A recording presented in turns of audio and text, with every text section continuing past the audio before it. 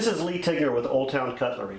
Today we're going to walk you through the various different stages of how we make knives here at Olde Towne Cutlery, and we've got a real treat for you because we've got some exotic woods that are absolutely beautiful. Today we've prepared 4 knives in various different states of development, and we're going to shoot a chronology of how we put those knives together. But before we get started, I'm going to turn it over to Tim, and I'm going to let him tell you a little bit more about the woods that we've selected today. Hey everybody, Tim Rowland. I'm the main shop monkey here and Knife Wizard.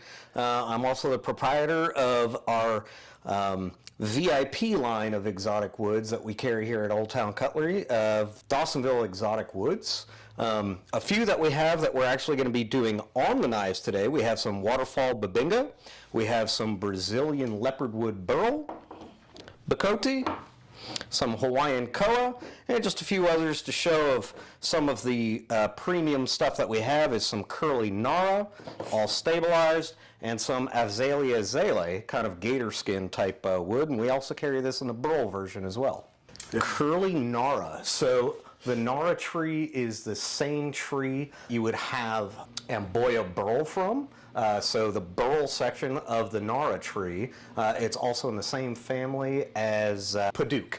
Cercapis indicus is the scientific name of it. Great things about our premium line, if it's a wood that you've never seen before, something that you want to know a little bit more about, we actually include a little QR scanner on most of these woods. You can scan it with your phone. It'll take you right to the wooddatabase.com and kind of tell you everything that you'd like to know. The jonka hardness, you know, how rare it is, if it's on the CITES list, ICUN list, any of that kind of great stuff. So various different places. I work with a few different people overseas that source the wood, make sure that everything is you know, salvaged wood. It's not poached or taken illegally. I work with some great importers as well that are in the States, and I'm constantly scouring the internet for estate sales, woodworkers that have some scraps that they've had laying around since the 70s or 80s, you know, to make sure that it's been in the country long enough. It wasn't, you know, poached and smuggled in. So we have knives in various different states of completion, and we have left one that shows exactly how we put our scales together. When you look at our knives, you'll notice that they often have a liner and then a pinstripe and then the top handle material. So this one has, for example, a tan liner and a black pinstripe and then the top handle material. And so we're going to do that on all of these others. And the way that we do that is we use very thin micarta and G10 materials, and then we bond those materials to our finished pieces. But before we do that, very important that we explain that all of our scales are book matched. You'll notice the beautiful pairing here is clearly book matched, and the way that we do that is when we cut them, they start out as a block, and then we begin to cut the scales, and as we cut the scales, we mark them so that after sanding we can come back and we can pair them up.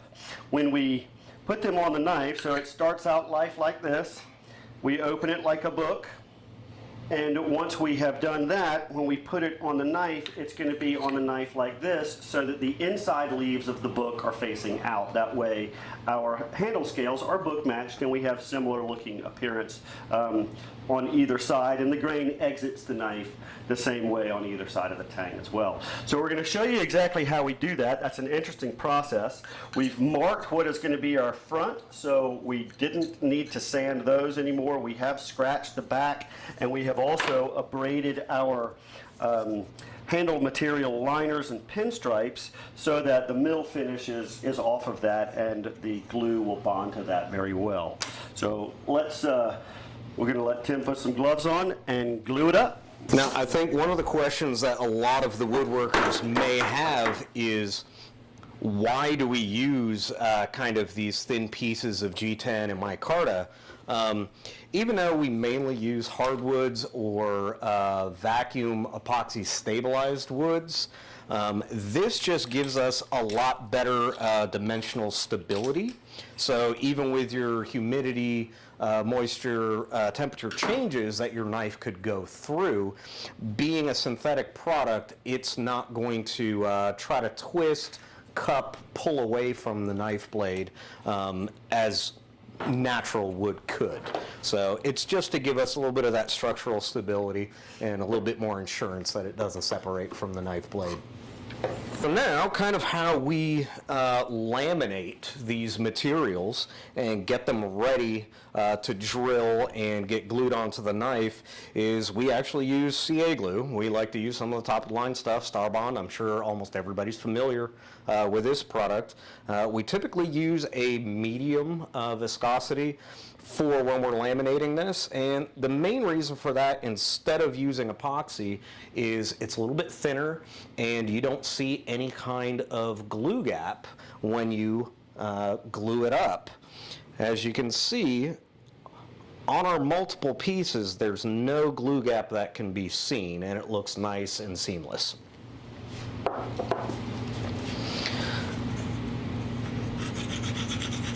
So I'm just going to apply a thin layer of it, make sure that we're completely covered.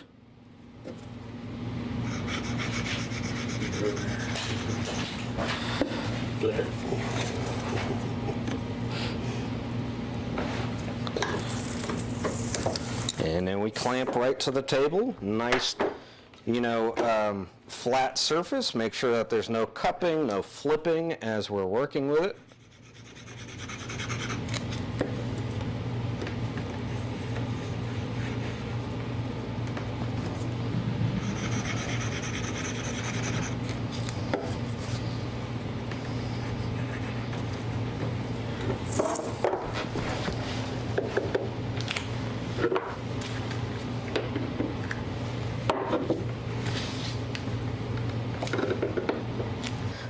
The thin, it tries to glue and bond, a little bit too quickly.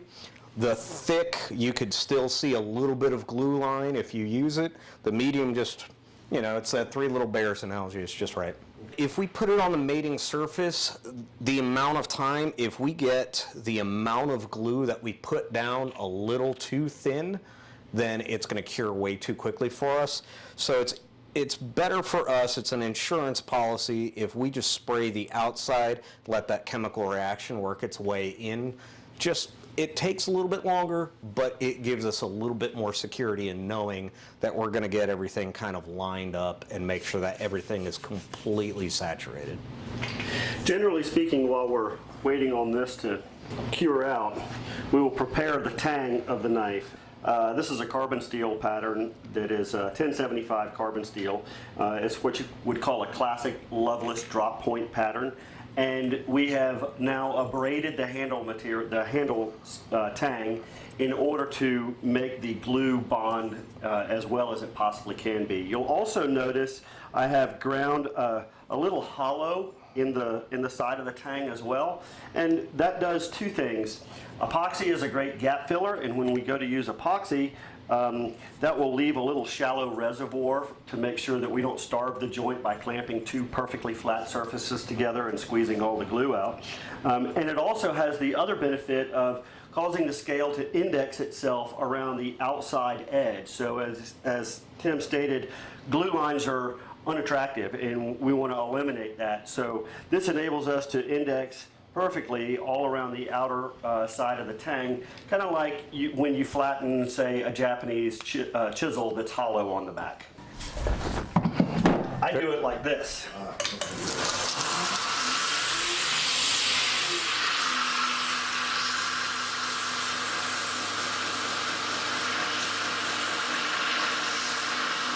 We'll typically do this with about a 36 grit belt so that it has, pretty good biting power for that epoxy.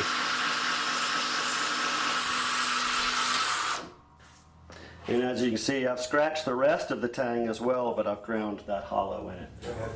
Now that we're, glued up and we're kind of laminated, as long as your edges are pretty clean, you don't need to grind too much of it off. We're just basically going to clamp these together end to end and making sure that we're flipped back to the outside, as Lee talked about earlier. And now, using some thick CA, what I'm going to do is I'm actually just going to tack weld the two scales together with the thick glue. So just a little dot, 3 on each side. Hit it with a little activator. And what this does is allow the scales to stay perfectly aligned as we're drilling our holes, so we don't have any misalignment issues later on when we get ready to add the pins and glue everything to the knife blank. If you try to independently do these and they are even slight bit off, not flat, or God forbid your drill table is just slightly skewed, you're going to have an angled drill hole and your pins will never line up when you get ready to glue. And when you're using 5-minute epoxy, that's a nightmare. What is commonly referred to as scales is just your 2 pieces of wood. So handle scales, when it's all glued up, yes, it would be your full handle, but in the knife community, the 2 pieces of wood or the 2 pieces of synthetic material or moose antler, whatever it may be, that are going to be your 2 matching pieces, they're commonly referred to as scales. Outer pieces. Yeah. Mm-hmm. Like the scales on a fish. Sure. Yeah, it's same spelling. Mm-hmm. Absolutely same spelling. Now that we actually have that block and it's one piece, it's not coming apart because we've basically done a little CA glue tack weld. Now this is when you kind of get some of that artistic freedom. You know, I always tell students when we're going over this, you can't see exactly what you're going to get as you carve away and we start grinding into this material. You can only see what the outside of that wood is going to look like. So you have to use your best judgment where you think some of the prettiest grain is in that block. And that's when you kind of pick, you know, the section that is going to be used in that knife handle. And we try to leave enough in the front because we like to finish our fronts before we actually glue it up. Really hard to sand the front parts like this of a knife after it's glued up. You're just going to kind of scratch the heck out of your blade and kind of just be cussing and mumbling to yourself the whole time. So you form the entire handle before you actually... So the front. Only the front. And then after we glue it up, so this is one that is fully glued up. This is fully hardened epoxy and everything. And we kind of draw the outside there so when we get ready to grind the profile, and this is a profiled knife, you know, we kind of have an idea right before we start hitting metal. So, you know, I see some really pretty grain through here, so I'm going to try to capture most of that. And I'll always lay it on. Use some thin tape, and I always try to make sure that I don't have a tape joint on the bottom, that it's just a single layer. Because if I have a tape joint on the bottom, then it's going to rock on my drill press table, and I'm not going to get that perfectly parallel drill hole.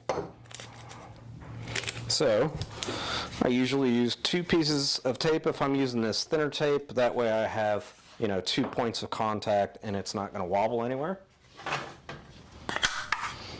I'll pull the pins that I'm going to be using. I bring those over so that as I'm drilling through, I can add that pin in. Even though it's taped onto this block, it could still shift a little bit. So I want to drill, add a pin, drill, add a pin, just for that extra assurance that it's not going to move on me. I also use a little sacrificial piece of wood. Anybody who's done fine woodworking knows that if you try to drill straight through the wood, you could have that little blowout on the back, and we want to make sure, you know, using a sharp drill bit and a little piece of sacrificial wood, we're just, again, using an insurance policy so that we can have the best possible product. So, just like anything else, don't try to drill straight through it. I kind of go in a little bit, let some of the chips come out, you know, and clear it all. We don't want to clog up anything. And then once I am through, I'll give it a few up and down just to make sure that it's all the way through. Knock off. And I want to make sure that my pin can freely move through. We use slightly oversized bits. We don't use an 1/8 inch pin and an 1/8 inch drill bit. We use machinist drill bits that are about 0.2 millimeter oversized, and you don't even notice it after we epoxy everything together. The viscosity of the epoxy takes up that minute amount of room that's still left in there, so you don't even see any kind of glue line or joint.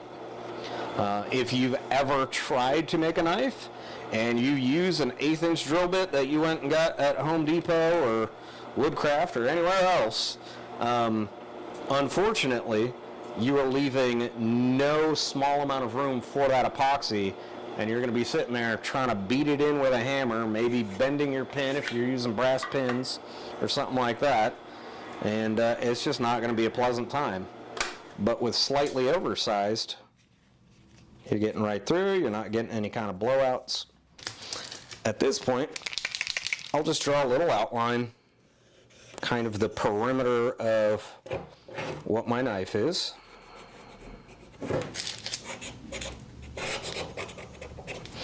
And then I kind of want to pick, the shape of the front of my knife. On this particular shape, we like a down sweep, so I'll pick a spot up top and a spot that I want it to come down to underneath. Just connect those two lines in that downward sweep, and then we go ahead and finish the front of that before we glue it up. So if I have a lot of material, I'll go ahead and cut it off with a quick bandsaw, and then I finish it up and kind of angle the fronts on the big 2x72 machine. As Tim mentioned earlier, it's very important that you finish the fronts of the knife before you glue them on. And the reason why is because if you try and touch that front, then what will eventually happen is you'll just scratch the blade and it'll look very bad. So if you finish the fronts entirely, just these two surfaces right here, then you'll be able to work on the rest of the knife and leave that untouched. And when you get to the finished product, it'll already be done. Very important that I point out how we've beveled the front as well. Notice how the scale does not meet the knife at 90 degrees. It's actually relieved back by about 15 degrees. And that's important because when we go to use our finished knife, we oftentimes may want to put that knife in a pinch grip. By choking up on the knife, think about doing something kind of delicate with a knife, like coring a bell pepper or something like that. You like to choke up on the knife to do that. And additionally, if it is a knife that goes in a sheath, you oftentimes want that knife to just go in the sheath very easily without hanging up. And if it were a hard 90 right there at the front, it would go bonk, bonk, bonk, and it would not go in your sheath. So this kind of gives it a little bit of a shoehorn effect, and that's what we're going to do right now. We are going to take it from what Tim has done, just drawing in where the front is, to taking it all the way out to the finished piece like that, so that when we glue it up, we're ready to go. So since we've got that kind of lot of extra that's up front, I'm going to take a big chunk of it off with a bandsaw, and then I'll move on to the 2x72 grinder and kind of clean up my front at a 90 degree, and then we use a jig at a specific angle that just helps us keep everything nice and consistent to get those bevels on the front that Lee was talking about.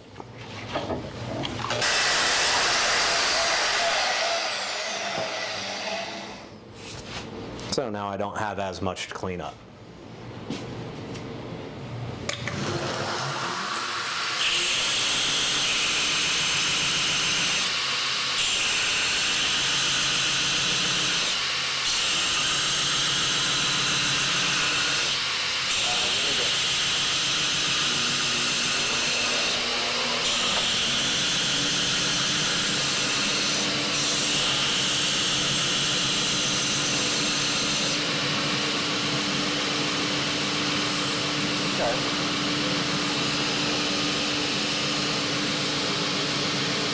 I have magnets inside of here to help keep it in place.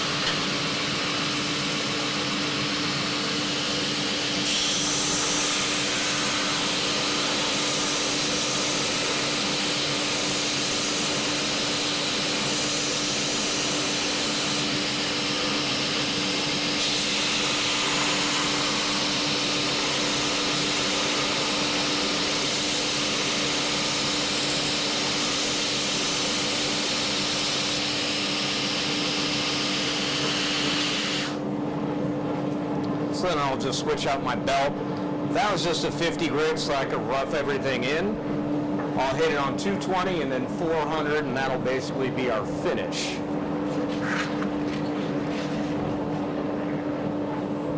That was my next question. That little jig works perfect, huh? Mm-hmm. That round. Keeps everything nice and consistent, instead of, you know, just freehanding it and taking a guess that your angles are the same. It's the difference that kind of separates, you know, some good-looking, you know, amateur build and some beginner-style knives, and something that's going to be a little bit more professional and repeatable that you can do in batches.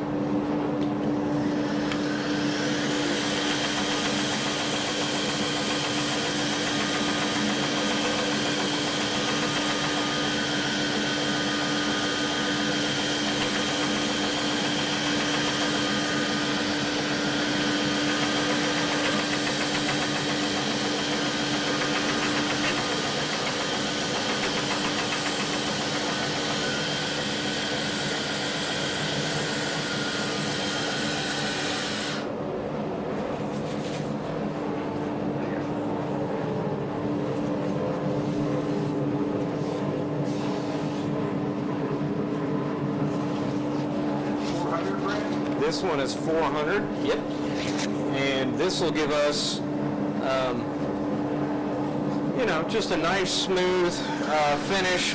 This is Babinga, so it's going to take a pretty good finish to begin with. Real light on the pressure. Anybody that's used Babinga knows that it has a tendency to burn if it's getting too much friction.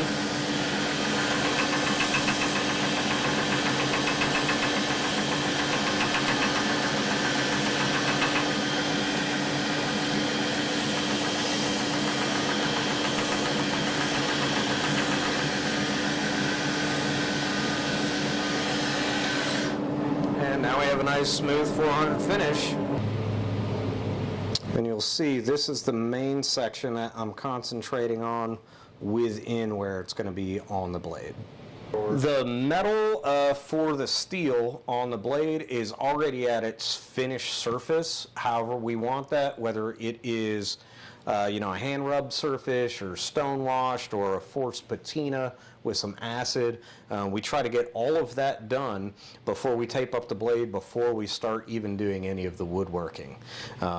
Trying to fidget with that after you've already got the wood on, you're running into metal dust. If you're trying to refinish that blade, that could be clogging up any small pores that you have in the wood, and it's not going to be a perfectly smooth same finish going all the way to the front, because trying to hit the very front of that, it's going to be the same thing. You might scratch this up and it won't be a consistent scratch pattern or finish of the blade. Now we have both of our fronts completely finished. All of our holes are lining up because we did everything kind of tack weld together. So now we need to split them apart. Any extra little CA glue that had seeped underneath, we now need to flatten. So we typically use plate glass, marble, granite surfacing block is best, and some 60 grit sandpaper, and we just lap everything perfectly flat so that, again, we don't have any uneven surfaces when we glue it up to the knife blade.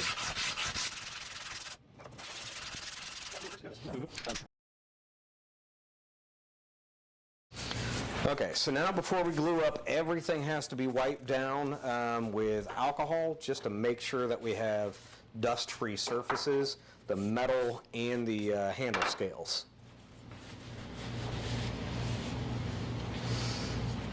Another trick, and we typically do this far ahead of time, is even our pins that we're using. If you're using any type of metal pins, you can chuck them up in a handheld drill, use a little bit of 80 grit, 120 grit sandpaper, spin it, let it work its way all the way down.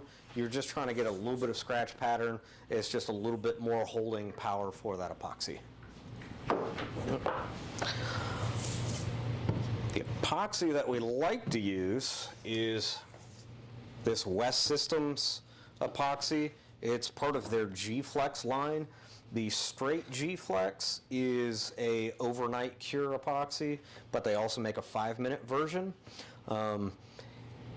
Being that it has flexibility to it, it's what makes it kind of the industry standard for knife making. You need a little bit of shock absorption with your epoxy. It can't be, the type of epoxy that you use to repair fiberglass boat hull or something like that. That is a fully brittle hardening epoxy. The slight amount of flexibility here, it's kind of like a shock absorption. If you're going to be using your knife as a camp knife and you're batoning through some little pieces of wood, last thing that you want is a hard curing epoxy, because even with pins and roughing up all these surfaces, that epoxy, if it's brittle, can just crack and separate off. So this, with just a little bit of that flex in it, it gets really good shock absorption. And it's a 50-50 mix by volume, not by weight, so you don't have to pull out any kind of crazy little kitchen digital scale or anything like that.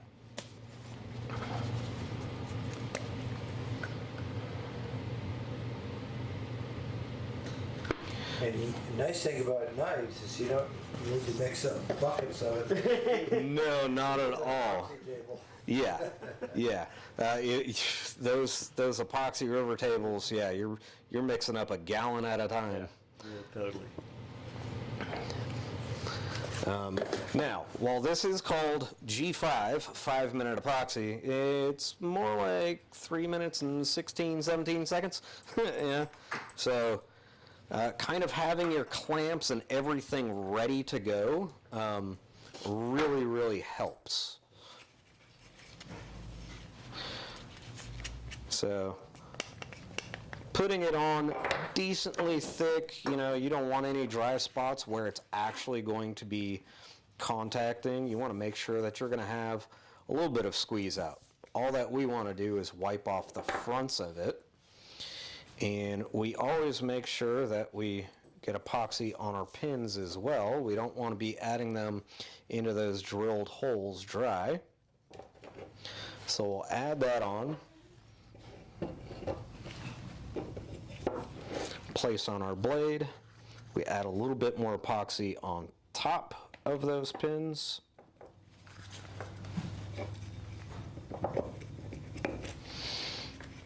Put it together, and I like to move the pins back and forth and kind of spread that epoxy, make sure that I'm getting a full bond. Then I'll have a big clamp that I typically put right down towards the bottom. I don't fully tighten it up, but I like to position it where it's kind of like a kickstand. From the other side, right by that front joint, because we want to make sure that all of this has perfect clamping so that we have that seamless look. Then I'll tighten everything down, and I like to give a dry and then a wet wipe. So I'll use the section that I have nice and dry on this paper towel, and we just spent all that time kind of finishing the fronts, so I want to make sure it stays nice and finished. I'll get the most of that epoxy off dry, and then I turn to where I've got a bunch of alcohol soaked inside of there and make sure that I have everything wiped down good. And it's not just in front of the wood, but I want to make sure that I have anything that's got on my blade wiped down as well. And then that typically takes about 30 minutes, 40 minutes to fully cure before you can start grinding and shaping your handle. 100%. Yep. If you try to use acetone, it can actually start deteriorating the bond of the epoxy. Yeah, you don't want acetone running down in anything. So this is what you would have: cleaned up fronts, cleaned up blade, and just your profile there. So same deal after 30-40 minutes, and then it's ready to start grinding the outside profile, as we've done with these two knives. So those are fully profiled, which means we've ground all the way down to the shape of that knife. We've ground the sides perfectly flat and parallel, And now we're ready to start doing all the 3D shaping so that it's good and comfortable in your hand.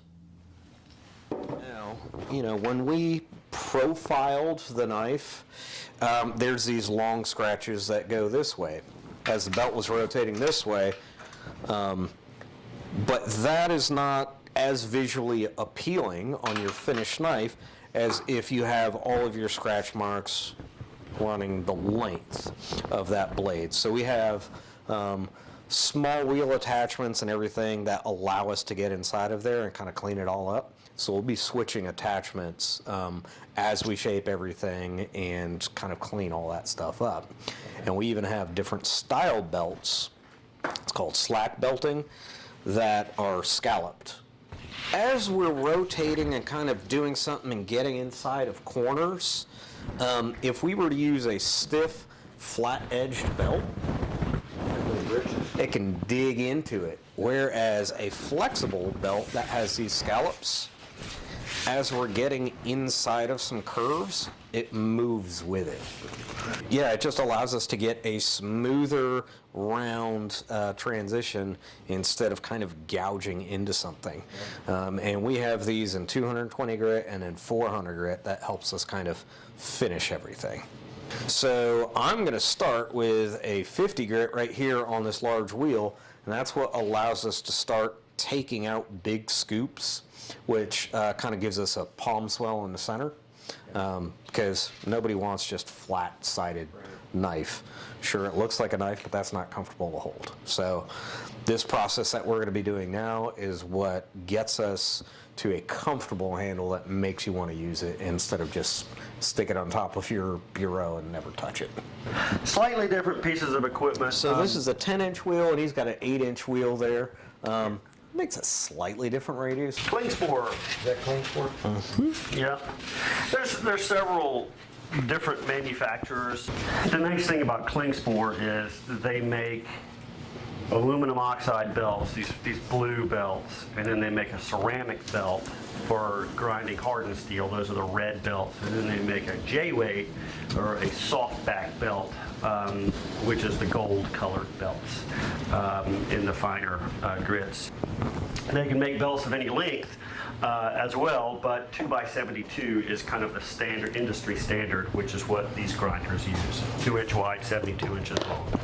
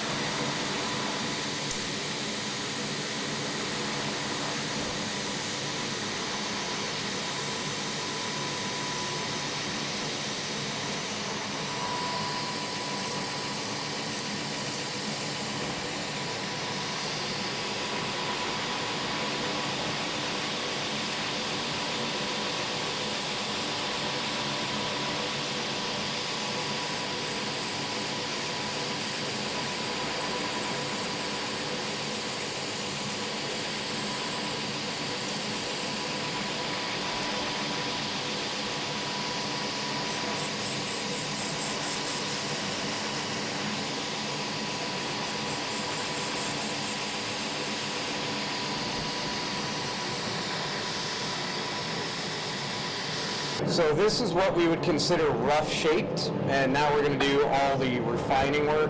This is 50 grit. We got scratches going in all sorts of different directions. So now we'll start with some of those other attachments and kind of smoothing everything out. So I have mine somewhat rough shape. I put my waist in the top and the waist in the back, the bulge in the right spot. Cut a 45 degree on the top and about a 30 degree on the bottom. That makes our handle ovoid in shape or egg shaped, so that the radius is proper in the tighter radius portion of our hand. It has a flare on the back. You'll notice how it's flaring out this way. That's because the knife handle actually sticks past our hand, so ergonomically it locks into our hand properly. And now we're going to start to clean up this inside here.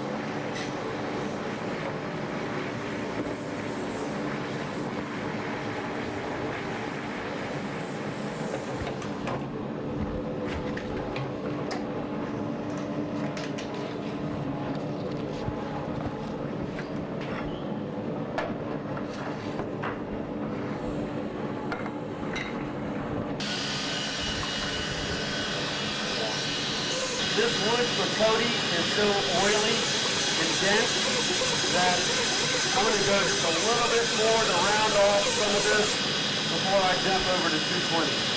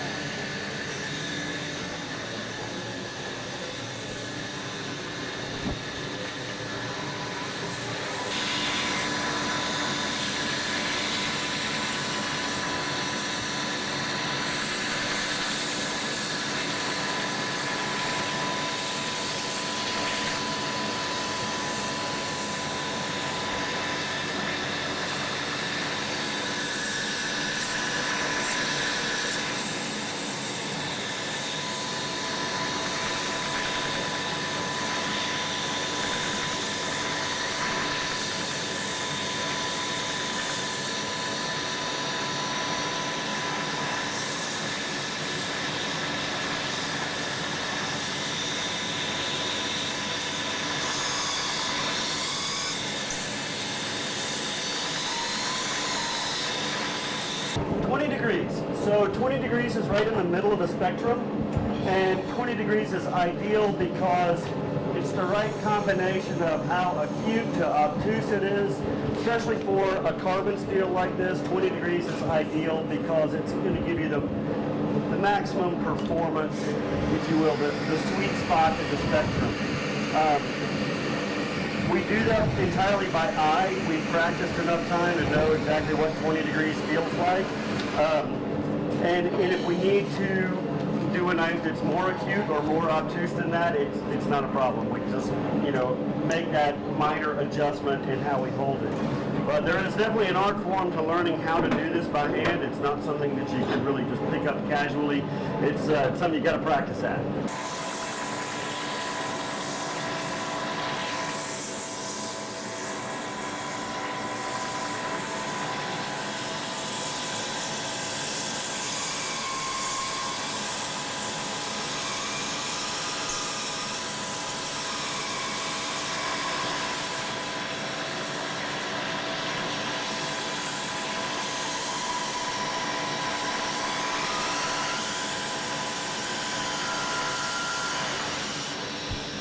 Okay, Tim, what's taking so long?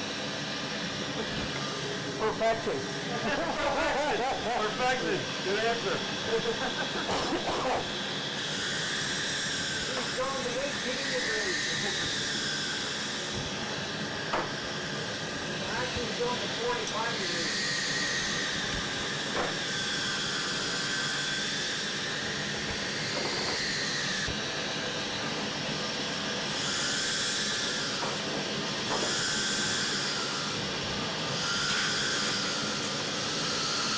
$1,200.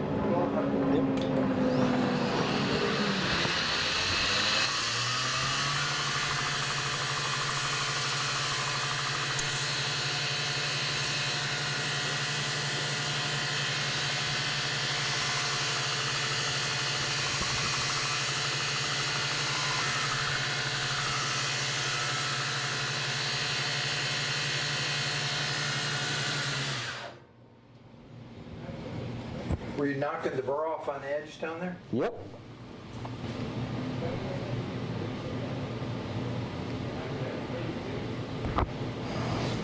So now we've done all the work that we can do on a machine. And I should mention that we just finished these out using a scalloped edged belt. And that scalloped edged belt, as we said, enables us to use the slack portion of the belt without a platen or wheel behind it to apply some pressure on a soft belt and move the knife around. It takes a while to kind of master how to use those things. Where we would otherwise stop is after we've done shaping with about 120 grit, then oftentimes we'll stop and we'll put the knives in a vise, and then we'll hand sand these. And that's certainly something that we would recommend doing. Tim and I are just fairly well practiced at the scalloped belt, so we can get a pretty good finish right off the scalloped belt. Not always easy to do. Sometimes we need to do a little work by hand. But both of these knives look absolutely great. And so what we're going to do is we're now going to put a finish coat of product on them. And our favorite is a product called Olde's Oil. And Olde's Oil is a fantastic product that is made from citrus oils and carnauba wax and beeswax, and nothing makes wood look as good as Olde's Oil. It makes it look like a stick of butter that you want to eat. So we're going to take some Olde's Oil and we're going to put that on the Brazilian leopard wood burl and Bacote. And it doesn't take a lot of this stuff. Very, very light coat, and you can leave it on for as little as 15 minutes or all the way up to 10, 12 hours. You can finish a piece with this and then let it sit overnight, come back and buff it off. That's kind of what the recommendation is from Olde's. It just really, really makes everything pop. It completely soaks in, and those natural food safe, I should add in, those natural oils and waxes will fully harden everything that soaks inside of the pores of the wood after about 48 hours. So it's almost like a surface stabilization, and it can be used on the metal parts of your knife as well. We always like to add a little bit on there. Especially if your knife is carbon steel and if it has an acid etch on it. It will enhance that and make it look better. It'll work its way down into all of the little surface cavities that the acid creates in order to make that kind of dulled finish. So it is a great thing to put on your carbon steel knife. It'll help protect it for long periods of time.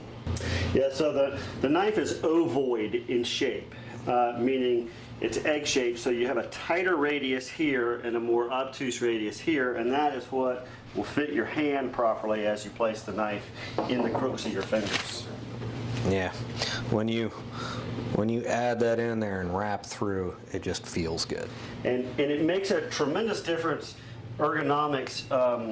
If you're pushing the knife through something that is very tough, think something like that really hard blister pack stuff that causes all the wrap rage incidents on Christmas morning. If you're trying to push your knife through something like that, your knife always wants to roll in your hand. So that three-dimensional shaping in that ovoid shape makes a huge difference in how well it locks into your hand. We will sell these. Typically we sell a knife like this that's in this category. We'll pair a sheath with it and we'll put some nice packaging with it. It comes in a nice looking box. That typically retails for $2.95. And the guild member price? $294.99. More like 400. So we have a black liner with white pinstripes and white pins on this knife, and then we have a black liner with green, kind of a toxic green or lime green pinstripe with pins on the Bacote. And both of these knives turned out absolutely fantastic. They will be for sale here at Olde Towne Cutlery. Come and join us, or if you would like to make one, come join us one day for a knife making class, and we'll have a great time together. Thanks for watching. Here. Might be hiding on me. Where the hell is it? I just used it earlier. Here we go. You can cut that part out where we said, where the hell is it? Yeah. Get your earplugs. If the dust bothers you, you just tell. If I pass out from holding my breath. Brazilian lacewood, and that is what it is, right?